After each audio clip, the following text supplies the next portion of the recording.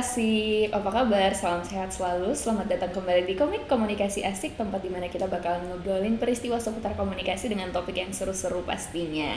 Hari ini saya tidak sendiri karena saya masih ditemani oleh narasumber kita, ada Mbak Rosa. Halo Sobat Asik. Nah, hari ini kita melanjutkan obrolan kita ya Mbak, dari episode berikutnya nih. Kali ini tuh kita bakalan ngobrolin pendekatan. Kalau sebelumnya kita udah ngobrolin soal teknik, metode, strategi nih, kali ini pendekatan. Nah, karena pendekatan itu banyak banget definisinya ya, yang kita amini di sini adalah upaya dalam meningkatkan diri atau membentuk sudut pandang dari audiens ya Mbak. Nah, kalau pendekatan dalam komunikasi persuasif itu kan ada kurang lebih 3 yang ini yang paling sering kita kenal lah, atau mungkin bahkan sobat komik, sobat asik juga mungkin asing gitu karena istilah-istilahnya nih aduh Sesuatu banget gitu ya. Ini nyebutinnya aja susah nih. Jadi yang pertama, mohon disclaimer sobat asik, mudah-mudahan nggak salah, ada Platos dialogic ya. Terus kemudian ada birth dramatistic dan juga ada power oriented. Nah, benar. Dari 3 pendekatan ini nih Mbak, mungkin sobat asik juga udah penasaran nih, mungkin boleh diberi pencerahan Mbak gitu kan. Poin-poin pentingnya dulu nih apa sih gitu yang menjadi kayak oh ini key-nya gitu, keyword dari setiap pendekatan itu apa aja sih Mbak gitu. Oke, ya, terima kasih Siva. Jadi hari ini kita membahas seperti tadi ya yang disebutkan, ada beberapa pendekatan dalam komunikasi persuasif. Nah, kalau dibilang sebenarnya pendekatan ini hampir sama seperti paradigma sudut pandang gitu ya, yang menjadi ibaratnya pedoman kita untuk nanti melakukan proses persuasif itu sendiri. Nah, yang pertama ada yang disebut sebagai Platos dialogic ya, namanya juga ada keywordnya nih, dialog ya. Berarti di sini dia lebih menekankan penggunaan dialog. Jadi ketika kita mau memahami audiens, dia perlu untuk melakukan dialog dengan audiens atau persuadi gitu. Kemudian yang kedua ada yang disebut sebagai Burke dramatism ya. Burke itu nama tokohnya teman-teman ya, nama ahlinya atau nama tokohnya. Kalau di sini dia melihat namanya saja drama gitu ya. Dia melihat kehidupan manusia itu seperti pertunjukan teater ya, ada aspek-aspek teatrikal yang nanti muncul, nanti kita bisa bahas lebih jauh. Kemudian yang berikutnya ada yang disebut sebagai power oriented. Nah, yang namanya power itu berkaitan dengan kekuasaan ya, berkaitan dengan kekuasaan artinya ketika seseorang mau mempengaruhi kelompok atau individu, dia menggunakan aspek-aspek kekuasaan atau pengaruh yang signifikan gitu, yaitu kurang lebih kata kuncinya ya dari 3 pendekatan ini. Oke, menarik banget ya, menarik. Mungkin yang paling mencuri perhatian saya itu yang dramatistik Mbak, itu tadi kan dia disebutkan bahwa dia seperti sebuah drama gitu, panggung sandiwara ya sobat asik gitu. Nah, kalau misalkan kita ngomongin drama, teatrikal itu kan berarti ada aktor-aktor ya Mbak, ada orang-orang di dalamnya yang memainkan peran. Benar. Biasanya kan itu untuk entertain. Nah, sebenarnya itu apa hubungannya dengan persuasif gitu, dan bagaimana kalau kita terapkan itu dalam kehidupan sehari-hari gitu Mbak? Oke. Mungkin sebelum ke penerapan saya menjelaskan drama tadi ya. Ini agak dinotis soal drama, tapi bukan berarti jadi drama queen ya, tapi ada beberapa unsur di dalam Burke dramatism ini yang disebut sebagai pentadrama gitu ya, pentadrama, jangan sampai salah sebut ya. Ada yang pertama disebut sebagai act ya, act atau action, tindakan. Nah, tindakan ini termasuk di dalamnya bisa kata-kata gitu ya, kata-kata yang kemudian dia bisa mempengaruhi khalayak. Jadi tindakan itu bisa based on kata-kata atau memang perilaku ya, bisa-bisa dengan perilaku. Kemudian ada yang disebut sebagai scene. Nah, ini benar-benar pakai istilah di drama atau film ya. Scene ini dia sebenarnya mau bicara soal konteks di dalam komunikasi persuasif ya, bisa tempat, bisa waktu gitu ya, atau bisa situasi tertentu, atau apa ya, kalau orang menyebutnya sebagai setting kadang ya, ada setting. Kalau di sinetron tuh ada set ya seperti Ada itu, set gitu. ada settingnya. Kemudian yang unsur berikutnya ada yang disebut sebagai agen. Agen ini merujuk pada orang-orang yang dia melakukan komunikasi persuasif. Misalnya saya menyampaikan ide tertentu, berarti saya as a agent gitu ya, as a agent gitu, ada agennya. Lalu selain agen, nah kalau misalnya aktor-aktor itu dia punya agensi, nah ini juga punya agensi gitu ya. Cuman agensi yang dimaksud di sini itu lebih pada faktor-faktor yang dia mempengaruhi persuasif, yang nantinya akan mempengaruhi persuasif. Apakah faktor eksternal atau faktor internal gitu ya. Nanti kita bisa kulik lebih jauh. Kemudian unsur yang terakhir dari pentadrama tadi ada yang disebut sebagai motif. Motif atau tujuan, artinya persuasif ini gitu ya bisa mengubah, apakah bisa bertujuan untuk mengubah opini seseorang atau dia lebih ke mengubah perilaku seseorang gitu. Jadi ada istilahnya motif. Berarti dalam pentadrama ya, jangan sampai salah sebut Sobat Asik ya. Tadi udah di-mention sama Mbak Rosa gitu. Ada kurang lebih 5 elemen kunci gitu, Mbak. Nah, biar mungkin Sobat Asik juga lebih gampang memahaminya, ada nggak sih Mbak contoh-contoh konkret dalam kehidupan kita sehari-hari gitu yang mungkin kita nggak sadar kalau selama ini tuh ada gitu di lingkungan sekitar kita gitu, Mbak? Oke, kalau tadi lebih ke ini konsep atau pengertiannya, contoh-contoh di dalam pentadrama misalnya kita bicara soal elemen scene gitu ya. Elemen scene ini dia lebih memilih setting dari kebutuhan audiens. Misalnya kita memilih media sosial untuk menyampaikan gagasan kita. Misalnya kita promo sesuatu gitu ya, lalu kita menggunakan TikTok, menggunakan Instagram gitu. Jadi ada setting yang dipilih, ada tempat gitu ya, tempat yang dipilih di mana akan ditayangkan berapa kali, lalu akan diupload berapa kali juga gitu.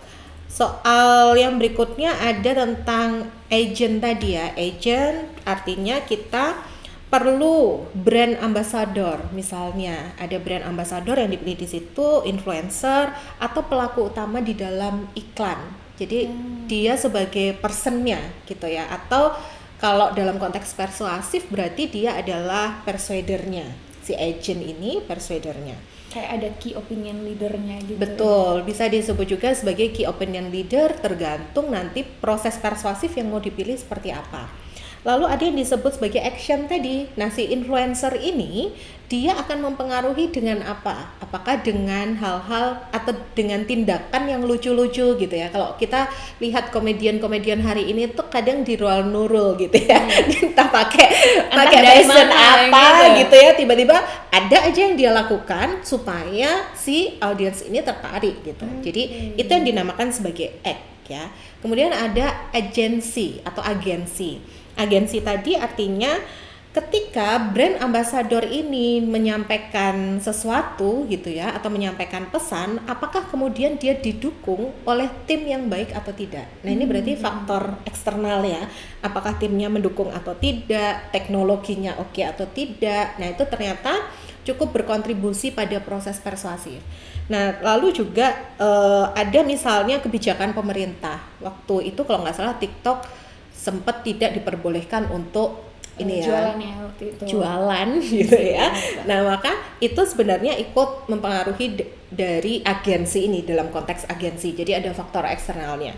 Lalu ada yang di aspek berikutnya yang tidak kalah penting juga tujuan atau motivasi ya dari pentadrama tadi. Salah satunya adalah motivasi. Nah motivasi influencer, brand ambassador atau key opinion leader tadi untuk apa? Apakah untuk meningkatkan penjualan atau dia memperluas jaringan atau ada tujuan-tujuan lain yang mau dicapai gitu. Oke, nah itu kan soal berdramatism. Terus kalau misalkan dua teman lainnya tadi Mbak, Photostylistic sama Power Oriented itu bagaimana gitu? Apa bedanya dengan berdramatism gitu? Kalau tadi kita mulai dengan elemen-elemen, kali ini kita mulai dari elemen-elemen juga gitu. Dari dua pendekatan yang kali ini nih Mbak, apa sih elemen-elemen penting yang perlu untuk kita ketahui gitu? Oke, seperti tadi saya sampaikan, Plato's Dialogic itu kata kuncinya ada di dialog ya. Tentu saja penggunaan dialog ini menjadi bagian yang penting. Kalau dirunut dari sejarahnya, dulu Plato sering memakai karya-karya gitu ya, membuat metafora dengan tokoh-tokoh tertentu, dengan peran-peran yang berbeda juga dari berbagai sudut pandang. Ada juga yang menekankan sebenarnya pada humor atau ada ironi-ironi tertentu yang itu lebih digunakan untuk mempertahankan perhatian audiens. Jadi kalau kita pakai sense of humor atau kadang humor-humor yang sifatnya sarkastik gitu ya, orang kemudian bisa notice itu. Lalu melibatkan juga sebenarnya pertukaran ide. Jadi kalau di dalam karya-karya besarnya itu suka ada perdebatan gitu ya, misalnya antara filsuf satu dengan filsuf lainnya, dan dia lebih menekankan pada argumen. Nah, argumen apa yang ditonjolkan di situ. Lalu juga dalam hal ini dia berkaitan dengan aspek kredibilitas. Karena dia berdialog, berdiskusi, menyampaikan argumen, maka kredibilitas dari narasumber atau dalam hal ini persuader itu menjadi hal yang akan mempengaruhi kepercayaan audiens. Lalu juga ada penggunaan yang namanya empati ya. Jadi ada narasi-narasi yang itu berhubungan dengan empati tertentu supaya argumennya bisa lebih hidup. Misalnya kalau kita bisa memahami sudut pandang audiens atau persuadi, kita bisa memahami misalnya dibahasakan di sini seperti soul gitu ya, ada jiwanya kita pahami, kayaknya lebih gampang gitu, dari hati ke hati, dari hati ke hati, ngobrolnya. memahami kebutuhan audiensnya seperti apa, preferensi audiensnya bagaimana, emosi audiensnya seperti apa. Dari situ sebenarnya akan bisa melihat kekuatan dari si Plato's Dialogic ini, gitu sih. Berarti memang Plato's Dialogic ini benar-benar seperti dialog, tapi lebih kepada upaya bagaimana membangun dialog yang logis, narasi-narasi, argumen-argumen yang logis. Betul. Dan tetap memperhatikan kredibilitas sumber ya. Ini kayaknya sobat-sobat asik yang filsuf modern nih kayaknya suka banget, karena ini aduh filsafat banget gitu ya. Ini gue banget gitu. Nah, kalau misalkan itu Plato's Dialogic, lalu bagaimana dengan power oriented? Apakah dia sama seperti money oriented ya? Karena power kan kuasa, uang juga berkuasa nih. Bagaimana? Apa yang menjadi titik fokusnya gitu? Kalau tadi di awal saya sampaikan power itu berkaitan dengan kekuasaan gitu ya. Mungkin untuk kasus tertentu itu bisa dalam tanda petik digunakan gitu ya untuk kemudian mengintimidasi. Kadang orang kan bisa terintimidasi dengan uang, dengan kekuasaan gitu ya. Tapi dalam konteks ini sebenarnya dia lebih menekankan pada bagaimana mengatasi suara-suara dari kelompok yang dia terdampak, atau misalnya dia tidak memiliki kekuasaan atau tidak memiliki kekuatan untuk mempengaruhi orang lain gitu. Jadi yang pertama gitu ya. Bisa mewakili suara-suara kelompok itu. Lalu yang kedua, dia bisa menggunakan kekuasaannya atau kewenangannya untuk mengubah atau mempengaruhi tindakan seseorang.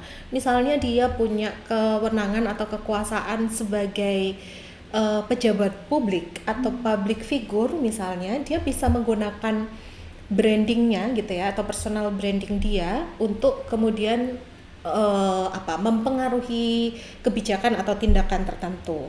Lalu di sisi lain sebenarnya power oriented ini juga berkaitan dengan aspek emosi. Nah, ada yang sama ya, ada unsur yang sama berkaitan dengan emosi, yaitu dia bisa menginspirasi orang lain. Lalu ada simbol-simbol di dalam dirinya yang dibuat lebih menarik, seperti misalnya Presiden Jokowi dulu dia identik dengan blusukan gitu ya, dekat dengan orang, atau mungkin yang hari ini ada banyak hal kontroversial tentang Jokowi gitu ya. Saya pikir itu juga bisa menjadi power orientednya dia sebagai public figure, atau dalam hal ini adalah presiden gitu ya. Lalu yang berikutnya, orang bisa menggunakan logika ya, lalu juga keahliannya, integritasnya itu sebagai dari sebagai bagian dari power tadi. Jadi integritas seseorang itu juga bisa menjadi bagian dari powernya, gitu sih. Oke, berarti memang masing-masing tuh ada aspek pentingnya gitu ya Mbak, harus kita perhatikan. Menarik banget nih. Nah, kalau misalkan tadi kita juga udah ngomongin bagaimana pendekatan Burks ketika diterapkan dalam kehidupan sehari-hari, contohnya seperti apa. Mungkin Mbak Rosa bisa memberikan contoh dari dua pendekatan baik Plato maupun power oriented, kalau misalkan kita implementasikan tuh seperti apa gitu bentuknya gitu. Oke, kalau dari Plato sendiri sebenarnya kita lebih bisa melihat misalnya orang sedang berdebat di pengadilannya. Kita akan lebih bisa melihat contoh itu ada tokohnya gitu ya. Tokohnya itu ada hakim, ada jaksa, kemudian ada pengacara, mereka berdebat di situ, memberikan argumen, lalu bukti-bukti. Kalau pengacara ya berarti dia memberikan pembelaan gitu ya. Atau misalnya kalau di acara sebut mereknya Mata Natsua misalnya di acaranya di acaranya Mata Natsua misalnya ada tokoh-tokoh yang dihadirkan lalu mereka berdebat, kadang debatnya tuh sampai ada ketegangan tertentu di situ, lalu orang memberikan argumennya, bahkan ada sense marahnya juga kadang di situ sampai berantem gitu. Sampai berantem. Nah itu sebenarnya bagian dari hal yang sifatnya dialogik tadi ya, ada logika, ada argumen yang disampaikan. Lalu kalau berkaitan dengan aspek narasi, misalnya orang perlu untuk ada donasi online, nah dia menggunakan narasi dengan misalnya mengisahkan pengalamannya seperti apa gitu ya. Dia misalnya perjalanan hidupnya seperti ini, lalu membutuhkan uluran tangan gitu ya, misalnya kita pakai itu di kita bisa ya, misalnya kitabisa.com atau platform online lain yang berkaitan dengan donasi gitu. Orang biasanya akan cerita pengalaman. Lalu kalau power oriented sendiri, saya coba mencontohkan di iklan ya supaya lebih bisa diterima oleh teman-teman. Misalnya di merek Nike itu kan dia punya kekuasaan secara merek ya, secara merek tuh dia udah punya power, sudah punya pengaruh, lalu kemudian si merek ini menggunakan profesional atau atlet-atlet yang profesional untuk membantu gitu ya, atau sebagai brand ambassador untuk kemudian mengiklankan brand ini supaya dia lebih hidup gitu ya, supaya sepatu Nike ini punya daya jual yang juga secara value itu cukup tinggi di mata audiensnya. Maka dibutuhkanlah yang namanya kekuatan dari brand ambassador. Selain juga mereknya sendiri, dia sudah punya value untuk menunjukkan kualitas dari sepatunya gitu sih. Oke, seru banget. Sangat persuasif banget ya. Persuasif banget gitu. Walaupun tadi istilah-istilahnya kayak asing banget, susah banget disebutin ya, berani kepleset sedikit beda makna. Tapi setelah kita kulik lebih dalam nih, setelah kita diskusi tadi, kita ngobrol-ngobrol juga, ternyata sebenarnya itu tuh relate banget ya. Sebenarnya banyak banget kejadian-kejadian di sekitar kita yang sebenarnya itu adalah bagian dari pendekatan persuasif tiga tadi gitu. Nah sekarang Sobat Asik kedepannya kalau misalkan mau ngomongin soal pendekatan gitu, sekarang udah tahu istilahnya nih, kayak makin keren lagi nih, kayak waduh diksinya banyak banget tuh gitu. Nah ternyata dari ketiga pendekatan tuh ada garis besar bahwa sudut pandang komunikasi persuasif bisa dikati dengan fokus membangun narasi, membangun argumen dengan kredibilitas sumber, lalu juga ada aktor di dalamnya. Kemudian bagaimana aktor itu punya kuasa untuk mempengaruhi secara spesifik sehingga tujuan dari pesan yang ingin kita sampaikan tuh bisa dicapai. Bisa dapat A nih Mbak saya. Nilai persuasifnya A guys. Luar biasa. Nah Sobat Asik, sepertinya sekali lagi kita harus cukupkan sampai di sini ya. Oke. Padahal saya tahu kalian pasti pengen tahu banyak kan. Nanti bisa hubungi Mbak Rosa aja ya. Sekali lagi terima kasih Mbak Rosa ya. Sudah menemani obrolan kita pada hari ini. Terima kasih juga kepada Sobat Asik sudah menonton video ini dan sampai jumpa di episode berikutnya. Bye.